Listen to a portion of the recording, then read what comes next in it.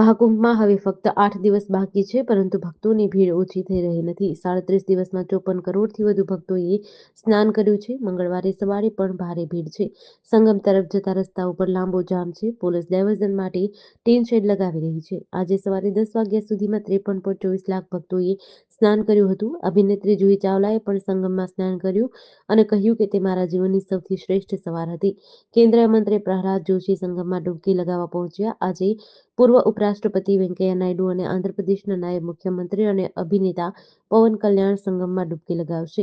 સોમવારે રાત્રે નેની, નયા બ્રિજ, ફાફામાઉ જેવા વિસ્તારોમાં કારની 10 થી 12 કિલોમીટર લાંબી કતાર લાગી હતી. 8 થી 10 કિમીની મુસાફરી કરવામાં લોકોને 3 થી 4 કલાક લાગ્યા હતા. વહીવટીતંત્રનો અંદાજ હતો કે સપ્તાહના અંતે ભીડ ઓછી થશે. જોકે સોમવારે જ 1 કરોડથી વધુ ભક્તો સ્નાન માટે પહોંચ્યા હતા. શહેરમાં પ્રવેશતા પહેલા પોલીસ બહારથી આવતા વાહનોને રોકી રહી છે. સુરતના માંગરોળ તાલુકાના વાંકલ નજીકથી પ્રેમી યુગલ ગળા કપાયેલી હાલતમાં મળ્યા બાદ યુવતીનું મોત થયું છે. યુવકને ગંભીર હાલતમાં સારવાર માટે ખસેડાયો છે. યુવકના ગળા પર ગંભીર ઘા થયો હોવાના કારણે તે હાલ બોલી શકતો નથી. યુવક અને યુવતી સવારના સમયે એક્ટિવા પર સાથે ગયા હતા. ત્યારબાદ કોઈ કારણોસર બંને લોહીલુહાણ હાલતમાં મળી આવ્યા હતા. ઘટના સ્થળ પરથી એક છરી અને બ્લેડ મળી આવી છે. પોલીસની પ્રાથમિક તપાસમાં યુવકે જ પ્રેમિકાની હત્યા નિપજાવી પોતે પણ આત્મહત્યાનો પ્રયાસ કર્યાની આશંકા વ્યક્ત કરાઈ છે. આ સમગ્ર ઘટનાની તપાસ માંગરોળ પોલીસ ચલાવી રહી છે. યુટ્યુબર રણવીર અલાહાબાદિયાએ ઇન્ડિયાઝ ગોટ લેટેન્ટમાં માતા-પિતા વિશે ખરાબ કોમેન્ટ કરી ત્યારથી મુશ્કેલીમાં મુકાયો છે. તેની સામે ઘણા રાજ્યોમાં કેસ નોંધાયા છે. આ કેસો રદ કરાવવા માટે યુટ્યુબરે સુપ્રીમ કોર્ટમાં અરજી કરી હતી. આ અંગે કોર્ટમાં આજે સુનાવણી થઈ હતી. સુપ્રીમ કોર્ટના ઠપકા બાદ યુટ્યુબરને ધરપકડમાંથી શરતી રાહત મળી છે. સુપ્રીમ કોર્ટે યુટ્યુબરને તેની અભદ્ર કમેન્ટ્સ બદલ ઠપકો આપ્યો છે. કોર્ટે કહ્યું, તેમના મગજમાં જ ગંદવાડ છે. આવા વ્યક્તિની અમે શા માટે દયા ખાઈએ? લોકપ્રિય હોવાનો અર્થ એ નથી કે તમે કંઈ પણ કોમેન્ટ કરો. તમે લોકોના માતા-પિતાનું અપમાન કરી રહ્યા છો. એવું લાગે છે કે તમારા મનમાં કોઈ ખૂણે ગંદકી ભરેલી છે. જે વિકૃત માનસિકતાનું પ્રદર્શન કરવામાં આવ્યું છે, તેનાથી આખો સમાજ શરમ અનુભવશે. કોર્ટે રણવીરને આદેશ આપ્યો છે કે તે પરવાનગી વગર દેશની બહાર જઈ શકશે નહીં. કેનેડાના ટોરન્ટોમાં પિયર્સન ઇન્ટરનેશનલ એરપોર્ટ પર લેન્ડિંગ દરમિયાન ડેલ્ટા એરલાઇન્સનું વિમાન ક્રેશ થયું, જેમાં 18 લોકો ઘાયલ થયા હતા, જેમાંથી 2ની હાલત ગંભીર છે. વિમાનમાં 80 લોકો સવાર હતા. વિમાનમાં 76 મુસાફર અને 4 ક્રૂઝ સભ્ય સવાર હતા. મીડિયા રિપોર્ટ્સ અનુસાર વિમાન અમેરિકાના મિનિયાપોલિસથી ટોરન્ટો આવી રહ્યું હતું. ફ્લેપ એક્યુએટર ફેલ્યોરના કારણે વિમાન અચાનક પલટી ગયું હતું. એનો અર્થ એ છે કે લેન્ડિંગ દરમિયાન વિમાનની વિંગ્સ પરના ફ્લેપ્સ યોગ્ય રીતે કામ કરતા ન હતા. એ જ સમયે કેટલાક લોકો કહે છે કે અકસ્માત સમયે ટોરન્ટોમાં ભારે બરફનું તુફાન હતું. હવામાન વિભાગ કેનેડા અનુસાર 35 કિમી પ્રતિ કલાકની ઝડપે પવન ફૂંકાઈ રહ્યો હતો. આ કારણે વિમાન પલટી ગયું. જો કે અકસ્માતનું ચોક્કસ કારણ જાણી શકાયું નથી. અમદાવાદ શહેરના ખાણીપીણી રેસ્ટોરન્ટમાંથી અવારનવાર ખાદ્ય પદાર્થો અને ચીજવસ્તુઓ નીકળવાના કિસ્સાઓ સામે આવતા હતા, પરંતુ હવે વેજીટેરિયનની જગ્યાએ નોન વેજીટેરિયન ખાવાનું પણ લોકોને મોકલી આપવામાં આવતું હોવાનો કિસ્સો સામે આવ્યો છે. શહેરના સાઉથ બોપલ વિસ્તારમાં આવેલી ધ બિરયાની લાઈફ નામની રેસ્ટોરન્ટમાંથી ગ્રાહકે ઓનલાઈન ફૂડ એપ મારફતે વેજીટેરિયન બિરયાની મંગાવી હતી, પરંતુ રેસ્ટોરન્ટ દ્વારા તેઓને નોન-વેજ બિરયાની આપવામાં આવી હતી. ગ્રાહકે ઘરે મંગાવેલી બિરયાની 2 ચમચી ખાધા પછી તેને ખબર પડી આ બિરયાની નોન-વેજ છે અને તેઓ ઉલટી થવા લાગી હતી અને તબિયત પણ ખરાબ થઈ ગઈ હતી. આ મામલે એએમસી ફૂડ વિભાગમાં ફરિયાદ કરતા ટીમ દ્વારા તપાસ કરી રેસ્ટોરન્ટને બંધ કરવાની નોટિસ આપવામાં આવી હતી. 15 ફેબ્રુઆરીએ નવી દિલ્હી રેલવે સ્ટેશન પર થયેલી ભાગદોડમાં 18 લોકોના મોત થયા હતા. આ ઘટના અંગે આરપીએફનો એક રિપોર્ટ બહાર આવ્યો છે, જેમાં જણાવ્યું છે કે પ્રયાગરાજ જતી કુંભ સ્પેશિયલ ટ્રેનના પ્લેટફોર્મ બદલવાની જાહેરાતના કારણે આ અકસ્માત થયો હતો.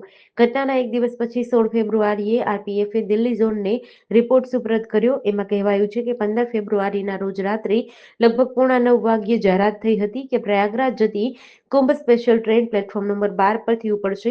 થોડા સમય પછી બીજી જાહેરાત થઈ કે Kumbh special train platform number 16 પરથી ઉપડશે. આ પછી નાસભાગની સ્થિતિ સર્જાઈ. રિપોર્ટ અનુસાર આ સમયે મગધ એક્સપ્રેસ પ્લેટફોર્મ નંબર 14 પર ઊભી હતી. ઉત્તર સંપર્ક ક્રાંતિ એક્સપ્રેસ પ્લેટફોર્મ નંબર 15 ઉપર ઊભી હતી. પ્રયાગરાજ એક્સપ્રેસમાં ચડવા માટે મુસાફરોની ભીડ પણ પ્લેટફોર્મ નંબર 14 પર હાજર હતી. એટલે ત્રણેય ટ્રેનમાં આવનાર જનારની ભીડ પ્લેટફોર્મ પર પહેલા જ હાજર હતી. જામનગર જિલ્લાની 3 નગરપાલિકા ધ્રોલ, કાલાવાડ, જામજોધપુરની સામાન્ય ચૂંટણી તેમજ જામવંથલી તાલુકા પંચાયતની પેટા ચૂંટણીની મતગણતરી શરૂ થઈ ગઈ છે. જામજોધપુર નગરપાલિકામાં 28 બેઠકમાંથી 27 બેઠકો ભાજપે કબજે કરી છે, જ્યારે એક બેઠક આમ આદમી પાર્ટીના ફાળે ગઈ છે, જેમાં વોર્ડ નંબર 7ની એક બેઠક આપને મળી છે.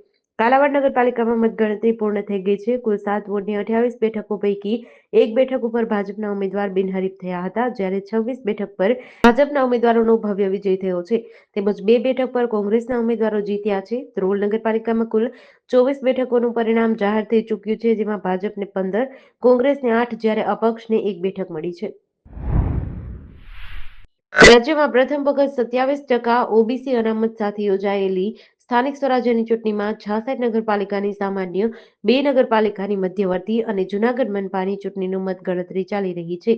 આ ચૂંટણીમાં ભાજપનો જ વિજય થયો છે અને કોંગ્રેસ ફરી નામોશી થઈ છે, જ્યારે 2 મોટા અપસેટ થયા છે, જેમાં ચોરવાડ નગરપાલિકાના વોર્ડ નંબર 3માં કોંગ્રેસના ધારાસભ્ય વિમલ ચુડાસમાનો પરાજય થયો છે, જ્યારે જૂનાગઢ મનપાની ચૂંટણીમાં 6 વાર ડેપ્યુટી મેયર રહેલા ગિરીશ કોટેચાના પુત્ર પાર્થ કોટેચાની હાર થઈ છે. 66 નગરપાલિકાની સામાન્ય અને 2 નગરપાલિકાની મધ્યવર્તી ચૂંટણીના પરિણામમાં ભાજપે 62 પર, જ્યારે કોંગ્રેસે 1 પર કબજો કર્યો છે, જ્યારે બાકીની 5 પર અન્ય પક્ષો કિંગમેકરની ભૂમિકામાં છે. આમ કોંગ્રેસે દિલ્હી વિધાનસભા ચૂંટણી તથા છત્તીસગઢની સ્થાનિક સ્વરાજ્યની ચૂંટણીના પરાજય બાદ ગુજરાતમાં પણ કારમી હારનો સામનો કરવો પડ્યો છે.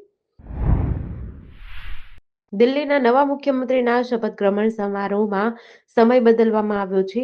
અગાઉ દિલ્હીના નવા મુખ્યમંત્રીનો શપથ ગ્રહણ સમારોહ 20 ફેબ્રુઆરીએ સાંજે 4:30 કલાકે થવાનો હતો, પરંતુ હવે આ કાર્યક્રમ સવારે 11 વાગ્યે થશે. શપથ ગ્રહણ સમારોહનો સમય ચોક્કસપણે બદલાયો છે, પરંતુ તારીખ એ જ છે. જણાવી દઈએ કે દિલ્હીના નવા મુખ્યમંત્રીના શપથ ગ્રહણ સમારોહની તૈયારીઓ પૂરજોશમાં ચાલુ છે. આ કાર્યક્રમ માટેનું સ્થળ રામલીલા મેદાન નક્કી થયું છે. જોકે હજુ સુધી મુખ્યમંત્રીના નામ પર કોઈ સર્વસંમતિ બની નથી. 19 ફેબ્રુઆરીએ યોજાનારી વિધાનસભા પક્ષની બેઠકમાં મુખ્યમંત્રીના નામની જાહેરાત થઈ શકે છે. ભાજપ પોતાના મુખ્યમંત્રીના નામથી લોકોને આશ્ચર્યચકિત કરતું આવ્યું છે. પાર્ટી બધી રાજકીય અટકળોને બાજુ પર રાખીને રાજ્યની કમાન સંગઠનના જૂના ચહેરાઓને સોંપે છે. આમ છતાં મુખ્યમંત્રી પદની રેસમાં 6 ધારાસભ્યોના નામ સૌથી આગળ છે. બોરસદ તાલુકાના ચુવા ગામની સીમમાં 3 દિવસ અગાઉ વેલેન્ટાઇન ડે થયેલી યુવકની હત્યાનો ભેદ ઉકેલાયો છે. કૌટુંબિક મહિલા સાથે અનૈતિક સંબંધની અદાવતમાં કૌટુંબિક ભાઈએ જ છરી વડે ગળું કાપી આ યુવકની હત્યા કરી હતી, જેના આધારે પોલીસે હત્યારા કૌટુંબિક ભાઈની ધરપકડ કરી છે. આ અંગે નાયબ પોલીસ અધિક્ષક પી.કે. દિયોરાએ જણાવ્યું હતું કે મૃતક સંજય તેના કાકાના ઘરે રહેતો હતો અને તેને તેના જ કોઈ પરિવારની મહિલા સાથે આડ સંબંધ હતો. આ અંગેની જાણ દીપકને થઈ હતી. દરમિયાન બંને એક જ જગ્યાએ ભેગા થયા તે વખતે આરોપીએ સંજયને ઠપકો આપ્યો હતો. જે તે વખતે સંજયે આરોપીને જાનથી મારી નાખવાની ધમકી આપી હતી, જે ડરના કારણે આરોપીએ સંજયની હત્યા કરી છે.